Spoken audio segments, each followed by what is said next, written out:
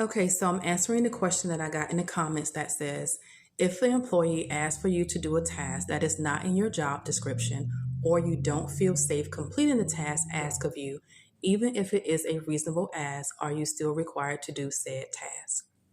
And what I would say is, if your employer has given you a task that is not in your job description, it doesn't automatically mean you can refuse the task.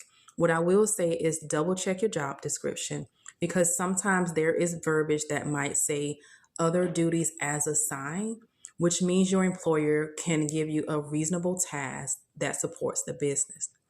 Now, if that task is unsafe, unethical, illegal, a policy violation, that's different. As an employee, you do have the right to raise a legitimate safety concern to seek clarification. For example, let's say you are a cashier and you have been tasked with helping unload the delivery truck. You say, that's not in my job description. I'm not doing that. That can be deemed as a situation of insubordination because you are given a reasonable ask that supports the business.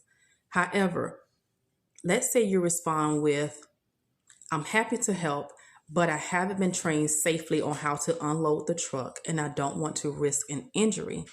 Can someone please show me the proper process? So it's not what you say, but how you say it, right? A refusal with no discussion could be seen as insubordination, but a reasonable concern with professional communication is not. I hope this answers your question. If it doesn't, feel free to DM me. And remember, protecting your job is important.